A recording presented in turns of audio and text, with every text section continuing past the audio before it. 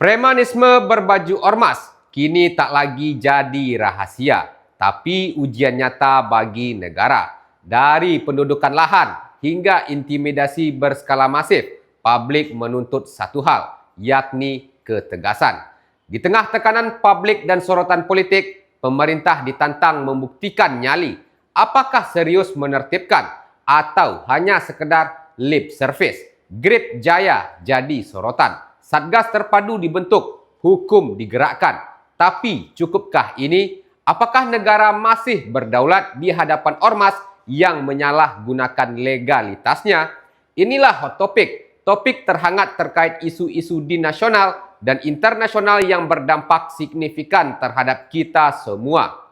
Pemerintah Indonesia kini berada di persimpangan penting dalam menghadapi satu dari sekian tantangan akut yang membayangi ketertiban sosial dan investasi nasional, yakni premanisme yang berselimutkan jubah organisasi kemasyarakatan alias ormas. Desakan publik dan elit politik kian menguat, menuntut ketegasan negara untuk tidak hanya menindak tetapi juga membubarkan ormas-ormas yang dinilai telah melenceng dari semangat pengabdian sosial menuju praktik intimidasi dan penguasaan liar terhadap aset negara. Kasus yang memantik kegaduhan terbaru datang dari kota Tangerang Selatan, di mana Ormas Gerakan Rakyat Indonesia Bersatu Jaya alias Grip Jaya dilaporkan menduduki lahan milik Badan Meteorologi, Klimatologi, dan Geofisika atau BMKG. Lahan tersebut yang seharusnya digunakan untuk pembangunan gedung arsip BMKG justru diklaim secara sepihak oleh sekelompok massa yang mengaku sebagai ahli waris. Selama hampir 2 tahun, pekerja dan alat berat kerap diintimidasi. Proyek disetop paksa. Papan proyek ditutupi klaim tanah milik ahli waris. Ketegangan ini tak hanya menyita perhatian media, tapi juga memantik respons keras dari para pemimpin nasional. Ketua DPR RI Puan Maharani menyatakan sikap tegas. Ormas semacam itu harus dibubarkan. Kalau memang itu berbau premanisme, ya segera dibubarkan. Jangan sampai negara kalah dengan aksi-aksi premanisme, ujarnya di Kompleks Parlemen pada 20 Mei 2025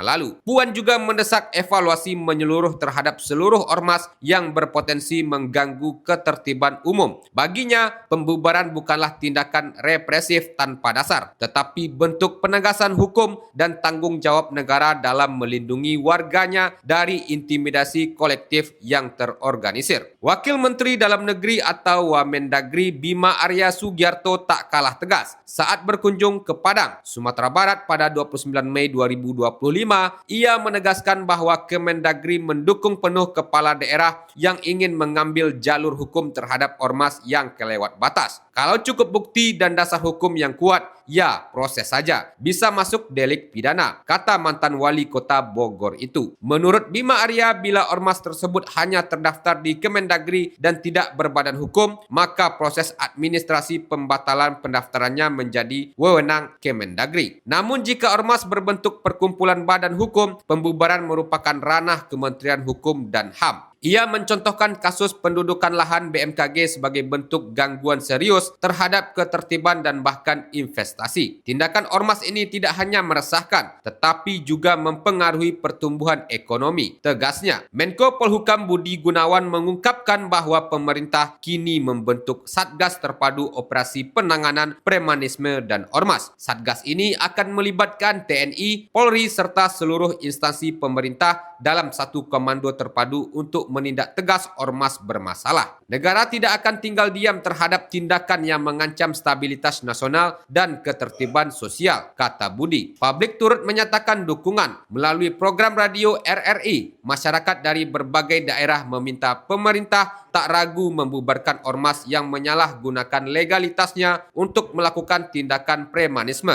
Namun para akademisi dan pengamat mengingatkan bahwa pendekatan represif harus dibarengi dengan kebijakan jangka panjang yang menyentuh akar persoalan. Kriminolog Universitas Indonesia Ikrak Sulhin menyatakan bahwa premanisme sering bertahan karena struktur ekonomi yang timpang serta hubungan mutualisme antara ormas dan elit politik. Premanisme berkedok ormas ini bisa langgeng karena dijadikan alat oleh elit untuk kepentingan politik atau ekonomi, jelas Ikrak. Ia menekankan pentingnya negara memutus hubungan ini dan mengatasi masalah dari akarnya. Senada, kriminolog Josias Simon menyebut langkah aparat ini sebagai terapi kejut. Namun ia khawatir tindakan tersebut hanya bersifat jangka pendek. Menurutnya, yang dibutuhkan adalah konsistensi dan keberanian negara menindak tegas, bukan sekedar proyek politik atau lip service. Di tengah tekanan publik dan dorongan elit, mekanisme pembubaran ormas pun kembali menjadi sorotan. Sebelum tahun 2017,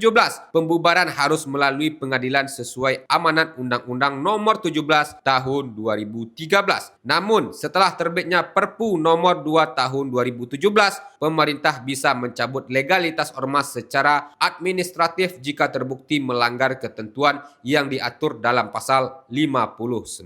Larangan tersebut mencakup tindakan kekerasan, pemusnahan terhadap sara, penistaan agama, mengganggu ketertiban umum, hingga melakukan peran yang menjadi kewenangan penegak hukum. Meski legal, perubahan ini sempat menimbulkan perdebatan soal demokrasi dan potensi penyalahgunaan wewenang. Namun dalam konteks ormas yang jelas-jelas terlibat aksi premanisme, publik tampaknya lebih menuntut ketegasan daripada keterikatan prosedural. Tribuners, situasi saat ini menjadi ujian nyata bagi negara. Apakah pemerintah benar-benar serius memberantas premanisme berbaju ormas atau hanya menjadikannya sebagai proyek politik sesaat? Apakah elit benar-benar bersih dari hubungan simbiosis dengan kelompok-kelompok ini? Yang pasti, publik kini menagih ketegasan. Mereka tidak ingin lagi menyaksikan aparat kalah oleh intimidasi kelompok berbendera ormas. Di tengah proses penertiban dan pembubaran, satu hal yang jelas, kehadiran negara tidak boleh hanya menjadi simbol di atas kertas, tetapi harus terasa hingga ke gang-gang yang selama ini dikuasai para preman berbaju ormas.